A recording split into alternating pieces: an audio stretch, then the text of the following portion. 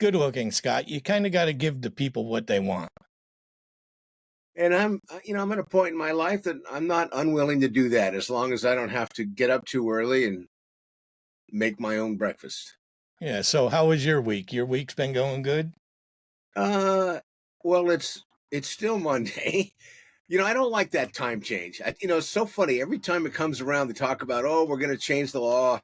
That time change is kind of weird. It just takes a couple of days to get oriented. And actually, I think I've been sleeping better, maybe because of the time change. But it's only been a couple of days. But so far, challenges like everybody else. But I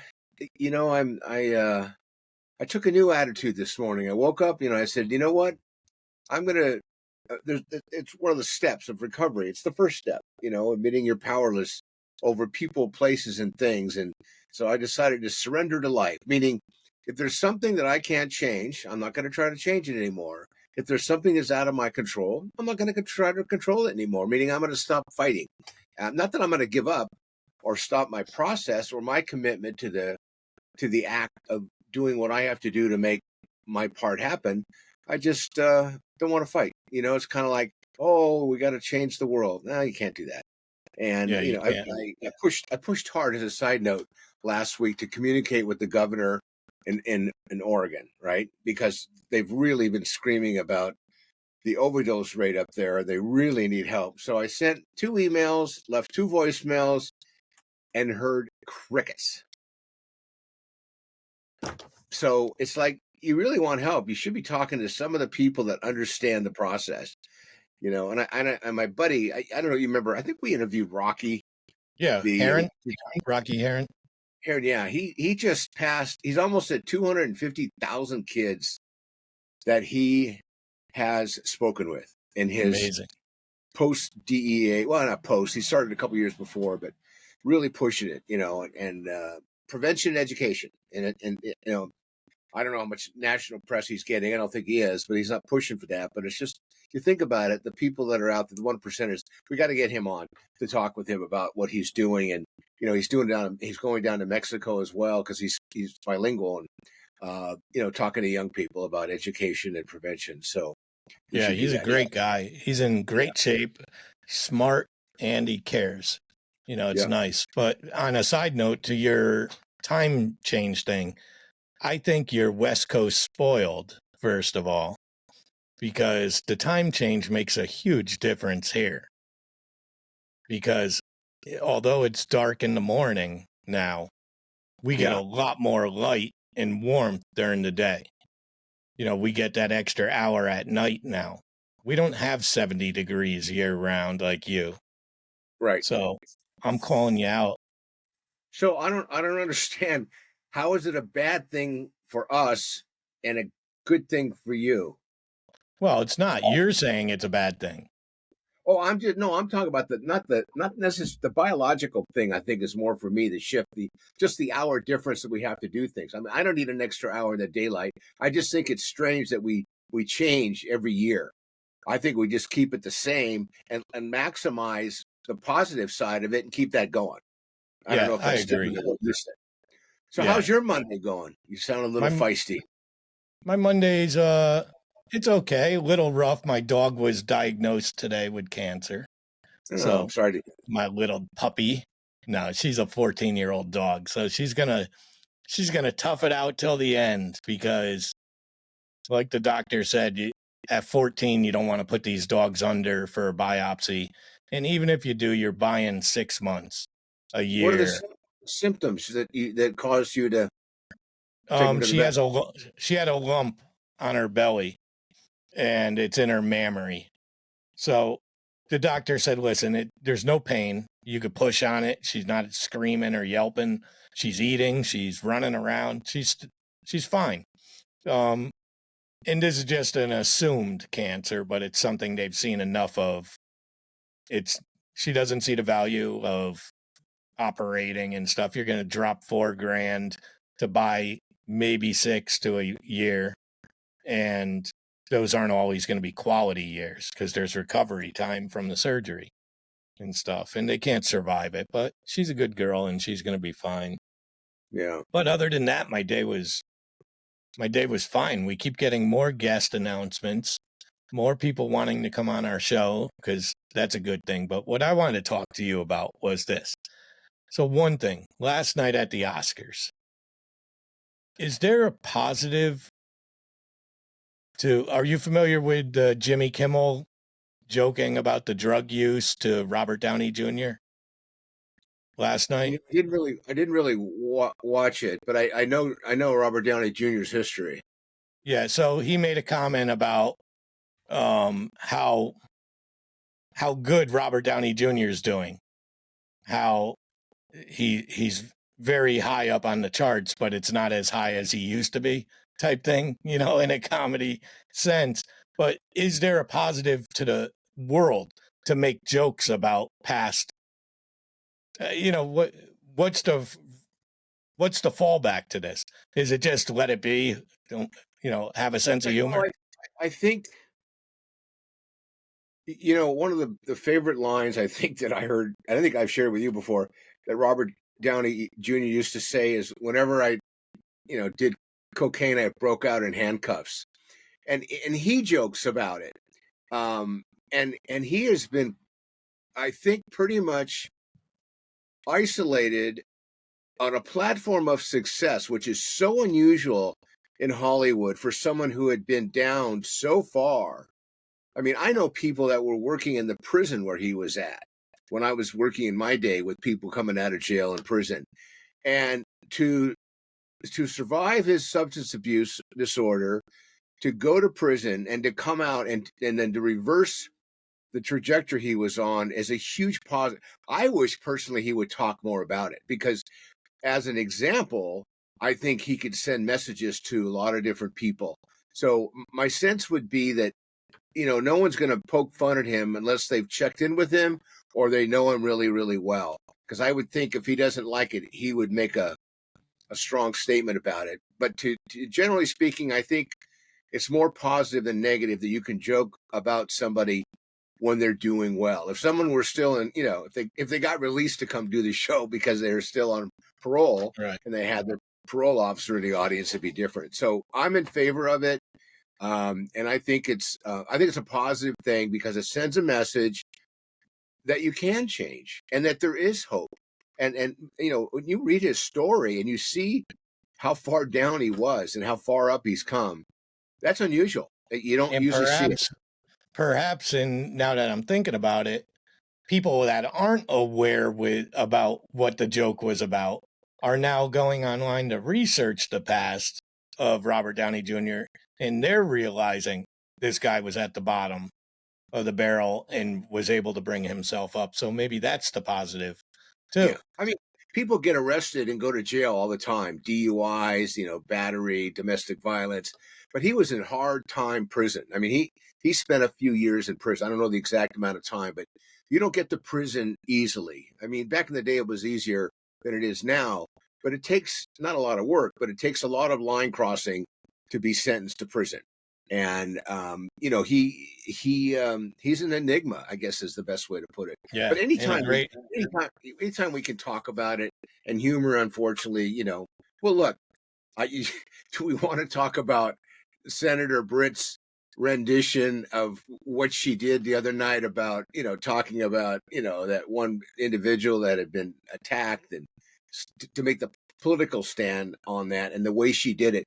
Did you see Saturday Night Live's rendition? I mean, it's incredible how they've, I say and how she got it wrong. She was completely wrong.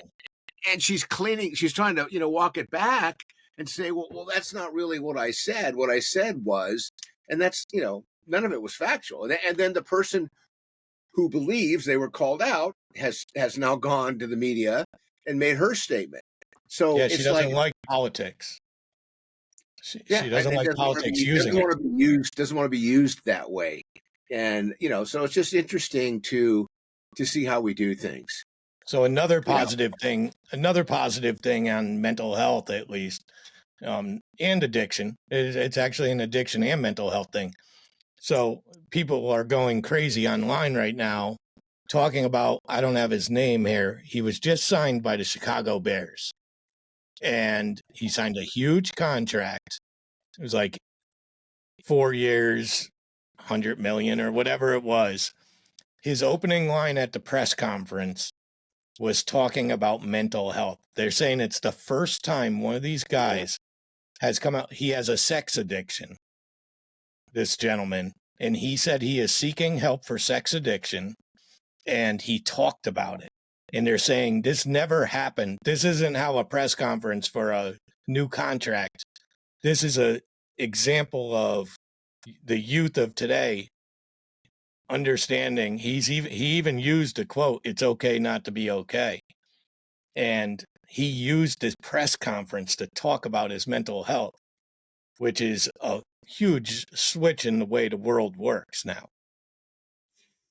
Well, and another side of that is if he's got a good agent, and he probably would with that kind of contract, and a good PR person, and it's public record, he got ahead of it. But then that is part of reducing the stigmas, talking about it, whatever your motivation is. So I applaud him for that. I mean, Yeah, me too.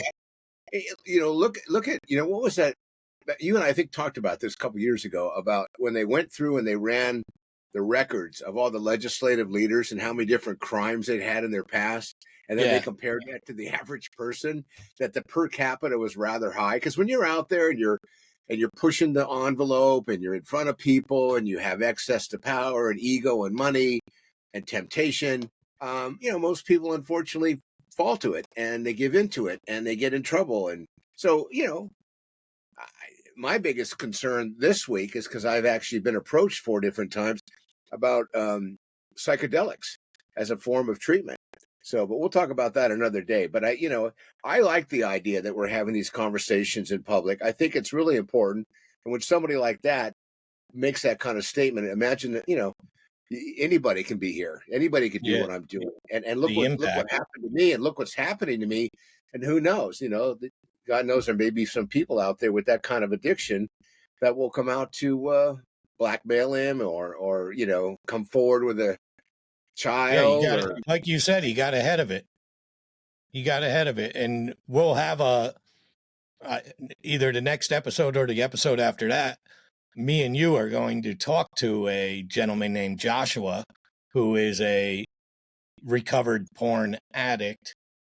I believe I'm getting this right, a recovered porn addict, and now he's an expert on porn addiction. So he's going to come on our show and he's going to talk to us about something that I'm less familiar with, but I think it's an important addiction to talk about. I don't know of any addiction that isn't important to talk about, because if we don't talk about it, it continues to stay in the darkness and people don't seek help for it. And when somebody comes forward, because it's like gambling, it's like food, it's like alcohol, it's like drugs. If you're predisposed and you're acting out and you're doing inappropriate things to not feel your feelings, the path without help is not a good one, and the outcome is generally not a positive one. Do you think, since we're about to go through this political year again of presidentials and stuff, is mental health and addiction going to be on the table this year? Is this going to be the year that's going to be a voting thing? I don't think so. I think the political games that are being exchanged, played, experienced are going to continue, and they're not going to go away. And I think between what's going on in the Gaza and what's happening with our border situation, if our leadership could get that stuff tight, we could start to really work on some of the healthcare issues, because they don't seem to be an entree on the menu. They don't even seem to be an hors d'oeuvre. What they seem to be is, ask us about our weekly specials kind of a thing, meaning it's just not mainstream enough. And, the government put out that new hotline, the 988 National Crisis Hotline. I don't know. I haven't really seen much data on it. But, most people don't trust them. They don't want, because they don't know who's at the other end. So they don't call them. And look, working with veterans the way we do in San Diego, even the VA, as big as they are, We're not dealing with it, and I think we really need to. And I believe because of the politics, in my opinion, and the way things are being messaged and interpreted, we're going to see more issues. We're going to see higher rates of suicide. They continue to grow. Domestic violence. I mean, people are hating each other over their political position because it's how it's being delivered. And I think some of the people, to be honest with you, are sending messages out there that are inflammatory, that are derogatory, that are mean-spirited, and they're motivated strictly by politics or someone's Yeah. desire to have power. You know, I like the saying, my ego is not my amigo. Yeah. Well, you would know better than most on especially on the VA stuff and the homelessness and all that stuff. But is that just like you said, they don't trust the 988? Is that the problem these veterans are dealing with, where they're going to the VA, but they don't trust the VA? Well, you know, here's an example.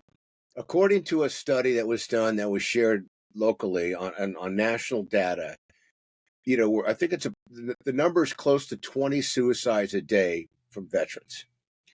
Now, if you're a veteran, and this is an interesting data gathering component because a lot of studies are done, you know, they're anecdotal, they take a small sampling, but with the veterans, because they served in the military, there's a paper trail on who they are. They have a social, they have a date of birth, they have a place of residence that when they take their own life, they know. And there was a study done that all north of 90% of the people that have taken their life, the veterans, non-active duty, I don't even know what the number is for active duty, to be honest, 85, 90% have not sought help. Now, how is that possible?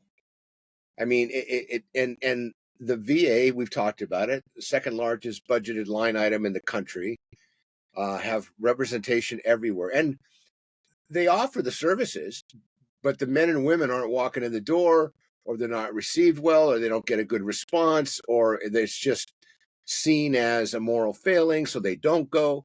You know, I can't give you all of them. I can tell you what we hear.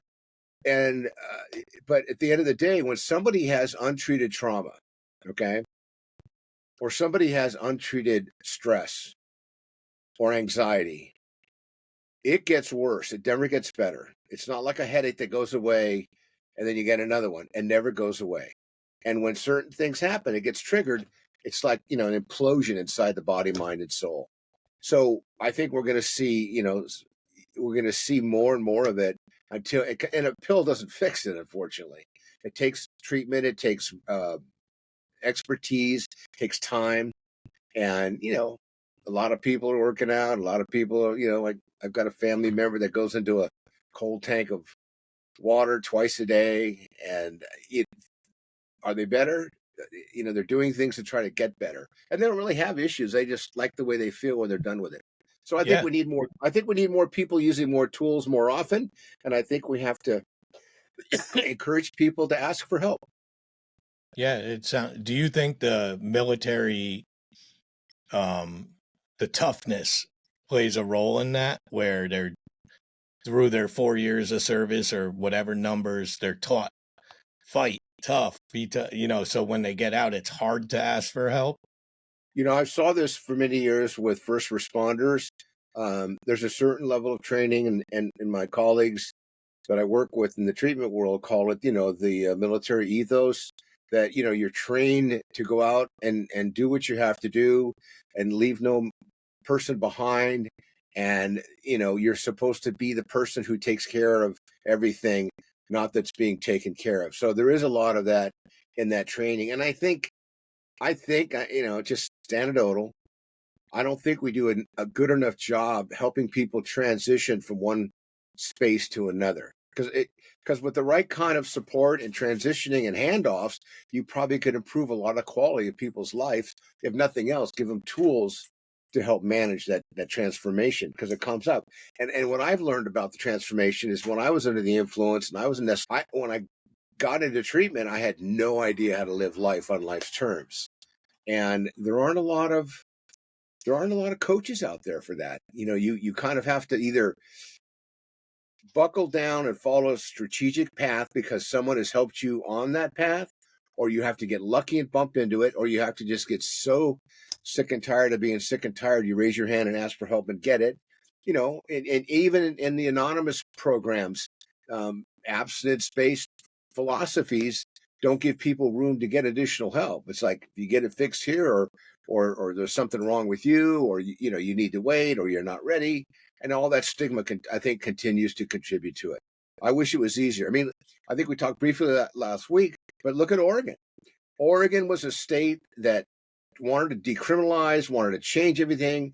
Nobody goes to jail or prison if they can go to treatment, alternate sentencing, and you had to hit a certain threshold before they'd incarcerate you. And now they're reversing the whole thing, and I saw that article, and so I called,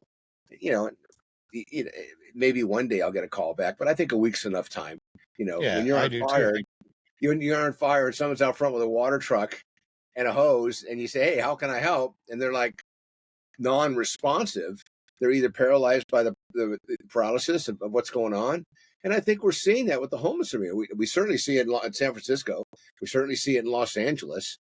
Half the homeless in the country are in California. So we're overwhelmed with it. And so far, there really aren't a whole lot of paths to change. There's a group that I'm, talking to that are major supporters of this whole new movement. They're trying to get this massive piece of land and, rent it. And they're going to supposedly put an infrastructure in place that will give anybody who wants to a place to come, a safe haven, and they can live there indefinitely, and anything and everything that they need will be there. So, I don't know, Fred. I wish I had answers for you, but, and maybe there are things I don't know about. Maybe there are things that I'm just taking a screenshot here. Maybe there's things out there that are going on, and I'm sure there are places, in the country where it's being done, and nobody knows about it because it hasn't gotten out yet. Or there's grassroots groups that are doing it. I hear good things, certain parts of Texas and, Colorado, because they got overwhelmed when they got legalized marijuana in place. And somebody was asking me the other day, says, all these busts at the border, isn't fentanyl slowing down? And I said, no, it's not. Well, speaking of that, I got a question for you. And we could either go back and answer this next week or whatever, but I had a friend come to me recently and mention that their 16-year-old or 17-year-old came home from either a dance or something, and they were high. Okay, I'm marijuana high. And this person asked me, knowing that I'm on this show, even though I don't have the expertise you do, I have some knowledge through you, but I'll ask you, what is, first of all, it's legal here. Okay. So just so you know, it is legal here. Legal I believe here too. he was vaping, I believe, and possibly. I only heard pieces of it, but they were basically asking me for advice. What do they do at that point? And I could tell you what I did as a parent before we go into it. I dealt with this as a parent, and it kind of was a phase. I'd call it a phase because it's not active anymore. And I don't want to call my... How long ago was that when you did that, when it was a phase for you and your family? Well, it wasn't for me. I never was a marijuana smoker. I never liked... You said you went through a phase. Is that with Yeah, your kids, right? yeah. Both my kids smoked at one point and enjoyed it, I guess, from an entertainment standpoint. How long ago? So I was asking, how long ago was that about? From 7 to 10 years ago, at that point, and through it all phased out, like where it never became an issue. But this person's asking me, how do you parent that? And I could only tell her how I parented it. I didn't have a big issue on it as long as there was an awareness to my children, awareness to them that there's repercussions on the back end. First of all, there's a maturity level to it. Now, I was always and I might be wrong. I don't even know if there is a right or wrong necessarily, but this is how I dealt with it. I always thought I'd rather have the quote unquote pothead than the alcoholic. Okay. Now, I'm not a big believer I understand why they say marijuana is a gateway drug, but I don't understand the statistics behind it because technically 99.9% of people smoke pot first. So that would make it a gateway to everything, including a gateway to sobriety, technically, because if you're going to call that, but what would you tell a parent that what's a good safe where they're going to hear you instead of just shut you out? And you don't want to start a fight necessarily, but what's the answer to a parent of a child smoking? Well, there's a couple things there we need to unpack. Well, let's go back to you. What did you say to your kids? Because I think you shared that you said something. What did you say to your kids? Well, one, I believe at the point it wasn't legal here. Okay. So the first thing I told them was, listen, I don't let you rob houses. I can't allow this. But as you realize you're saying that, it's kind of like teenage sex in a way. Just because you don't like them doing it doesn't mean they're going to stop doing it.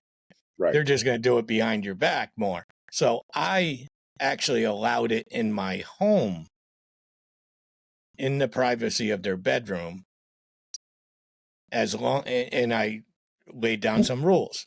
Of course, no the driving. It's still DUI. I explained this to this other parent too. It's still DUI and it still affects your driving. Second, is your homework getting done? Are your grades dropping? Are you being responsible? Stuff like that. The responsibility side of it. Is it for entertainment? Are you doing it in the morning? Are you doing it to cope? I was paying attention to those things. And mine came down to anxiety type things, and it worked according to them. It worked for them to calm them down or help them sleep. So neither of them would be your quote unquote pothead where had a pound in their room or anything. It was always minimal. And this is pre-fentanyl type stuff. But I didn't seek anybody. I just went off of gut instinct. And I really rode that rail of because I don't like it doesn't mean they can't. I didn't deem it as bad as alcohol or as bad as opioids and cocaine or anything like that. That make any sense? Or am I a Yeah. bad parent? No, I hear you. No, look, if your pathology had an impact on them from the sense that they heard you and it potentially built their awareness to make an informed decision or choice, then that's a good thing. Because that to me is what it really takes. The question is how with kids today. How do you have that conversation? When do you intervene on something you're scared about because you either read something or you saw something in their behavior? And my highest and best advice, and I talk to parents about this a lot, is try to, and I go right there. I said, you need to spend more time listening than you do talking. When you have an opportunity and it presents itself, and sit with your children, your youngsters, your family, your loved ones, and let them know that you're concerned, that you're scared, and you don't know how to process that. And then let them talk. They may tell you something you didn't know. They may tell you it's something they tried, they got sick. That you may think they're doing it every day. They may not be. They may be experimenting with other things as well. They're not going to necessarily unload all of that on you, but by listening and caring about what they have to say, you can start a conversation. Are you going to stop what they're doing? Hard to say, but more than likely no, especially if they've got contemporaries that are doing it. But here's the scary thing for me when I hear from parents. is, I think there are other things they're doing. They're taking pills. And the problem today, because when I asked you the timeline with your kids, 5 to 7 years ago, the THC level in marijuana was probably in the 60s. Now it's as high as the 80s and early 90s. That's a powerful marijuana. And according to our district attorney and our criminal justice system here in San Diego, 90% of the illicit drugs are laced with fentanyl right now, are laced with fentanyl. Some small amounts, some large amounts. There's no quality control. So what that means is if someone's out there experimenting, and when I say illicit drugs, I mean anything and everything from vaping to marijuana to crack to cocaine to methamphetamine to prescription drugs that have been cut or laced with fentanyl. That's the problem, because you don't come back very often from an overdose. So it's almost like you almost have to look at zero tolerance or total abstinence when it comes to things that are coming from your friends. Because it's hard to sit and tell a young person, you really shouldn't do this, when there's a liquor cabinet in your home and you've drank openly with your children their whole life. They use that. That's one of the big tipping points is, well, you drink all the time. Well, the alcohol's legal. Well, marijuana's legal now. And I think we're seeing that, legalizing it was a way to path of least resistance. But the marijuana is so strong right now that if someone smokes too much of it, they're gonna basically overdose on marijuana, and it gets them really sick, and they can really do harm to themselves, forgetting the impaired driving and other things that come along with being under the influence of anything. So that's the problem today, is what I'm getting to, is the scariness of the potency. So having the conversation, to me, is the shortcut to at least hoping, if you will, that your children will understand that your reason for talking with them is because you want to dance at their wedding. You want them to live as long as possible, and maybe even you'll find out they'll share with you, well, I'm not doing well with this, or I had a relationship end, or I'm leaving soccer, or there's something else going on, especially if they're chronically consuming. I don't know if that answers your question or not. Yeah, it kind of does. It gives this person who will listen, I'll make sure they hear this, it gives them a starting point, the conversation.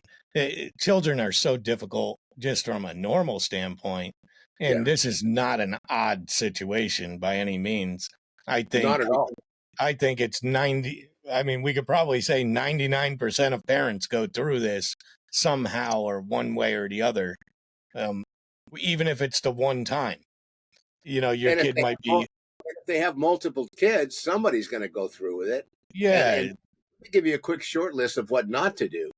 Don't, get the finger of shame out there. Don't hold up the mirror in front of them. Don't shame them. Don't condemn them. Don't try to say, don't do it, because those are all fighting words. Those are all trigger words. Those are all words that are going to cause them to shut down, camouflage, find ways to conceal what they're doing, because your goal is to try to understand why or how you could be supportive. But if you come at them with the attack mode, which is what a lot of parents do, you need to stop smoking marijuana. You shouldn't be drinking, at 16. So those are the things that, yeah, they shouldn't be, but they know that. They're So not dummies. what about this though? Okay, we're talking about somebody who legally can't buy it because they're under 18. So that does make it illegal to use, technically, Well, they by can the get law. it.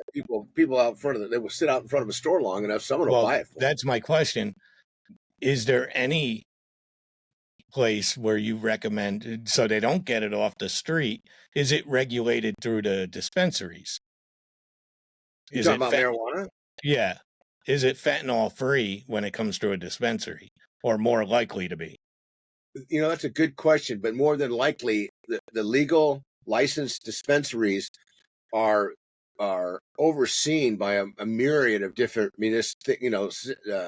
certifications, and municipalities are watching, and I'm sure they're having inspections periodically from their form of law enforcement oversight. The odds of that marijuana coming laced is probably pretty remote. But on the other hand, you got business people out there that want to do more business. Fentanyl is clearly more addictive than marijuana. So by dusting it or sprinkling it or telling somebody as a consumer where to go get it to put in their vape pipe, I don't know. I don't trust people who. So feeding off that though, is there ever an instance where you would tell a parent they should buy it for their kid instead of their kid getting it from their friend or on the bus or at school? It's a tough question. I would say anytime a parent is buying a mood altering substance, legal or not, for their child, they're running a huge risk. They're giving their child permission.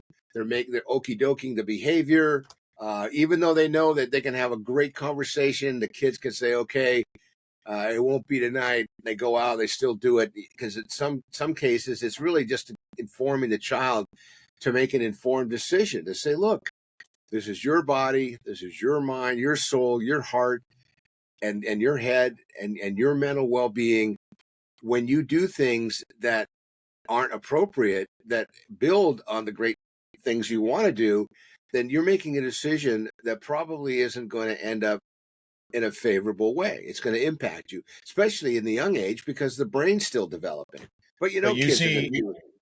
You see the dilemma in my question where you had to, because the world is a different place than it was for us as parents. Yeah. We would never have bought the drug but now there is a percentage of yay and nay because I'm going to get a safer option for them. But I see your point too. I understand your point. I'm not saying do that, but I'm asking, is there a instance? I mean, because it's not just like you were talking about hallucinogens being used. Marijuana is also a natural or a more natural, considering opioids and stuff like that, which are man-made. But it is potent, highly potent now. This is a dilemma. It's not easier for parents today than it was yesterday. No, I don't think so. And especially because it's legal now, and it's really hard to have an argument or even discussion with somebody say you really shouldn't put that in your body when right. Every other weekend one or both of your parents are shit faced, and the example they've said we're just partying, and then the kids just well, I'm just partying. So there's also a lot of parents. There's a lot of parents that still smoke or that use marijuana as whether it's, and I'm not against it at all. You do you. You're an adult. It's legal. You're an adult. We don't complain about the guys going to the bar at 5 p.m. Why can't my friend go home and smoke a joint if that's his thing? I'm fine with it.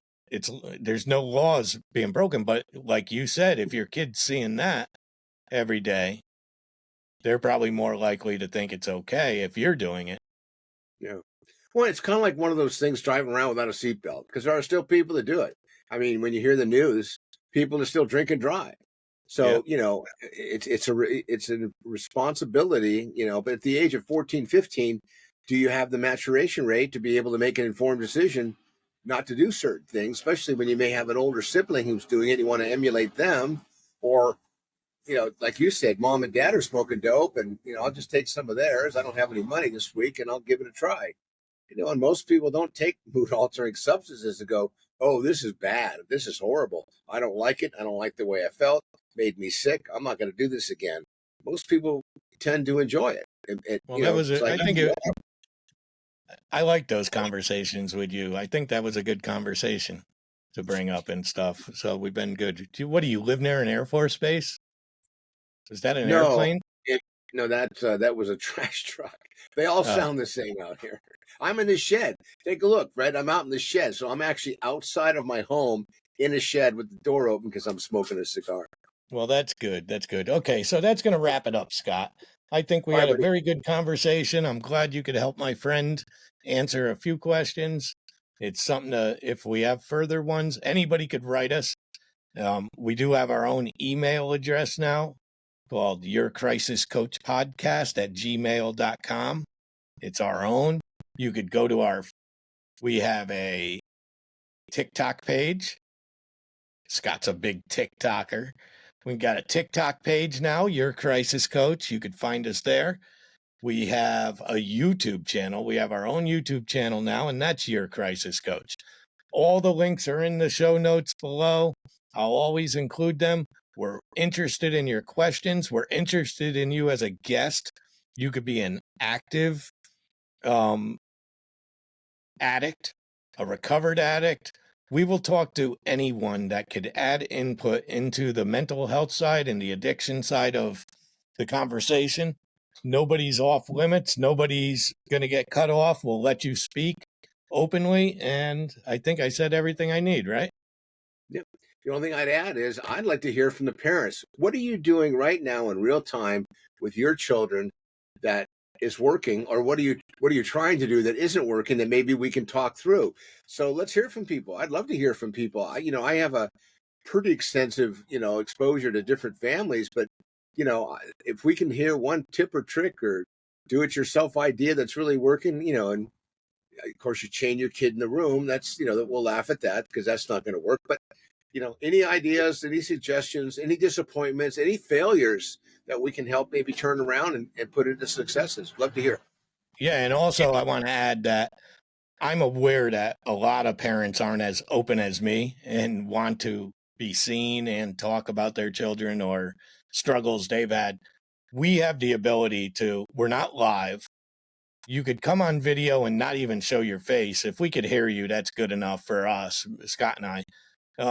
Even if you show your face, I could block you out into the feeds. We could change names, whatever makes you comfortable. We're looking for the information. We don't need nobody's looking to get you in trouble or anything like that.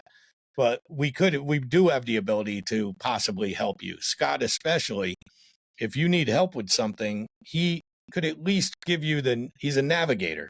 That's what this show is, a navigation tool. Scott could get you to the right format. It's up to you to want the help and seek the help, but we could navigate that path for you. I say we in the Scott sense because I connect to Scott. I'm his shadow and much younger shadow. And I do believe it could make a difference. So we've seen the results. The shows have always been done good. The hardest thing is East Coast, West Coast. So I have a plan. I think Scott should turn his shed into a me pad, move me in, pay all my bills, and I'll live in the shed. Just add water, baby. Just add some water. Yeah, that could cost you more than the rent you'd have to pay for a year out here. I know. It's horrible. But one day. Okay, so everybody, so this is Your Crisis Coach podcast. That's Scott H. Silverman. I am Fred Carroll, and if nobody has told you they love you, we love you, and we'll see you again next week. Goodbye, everyone. Say goodbye, Scott. See you later.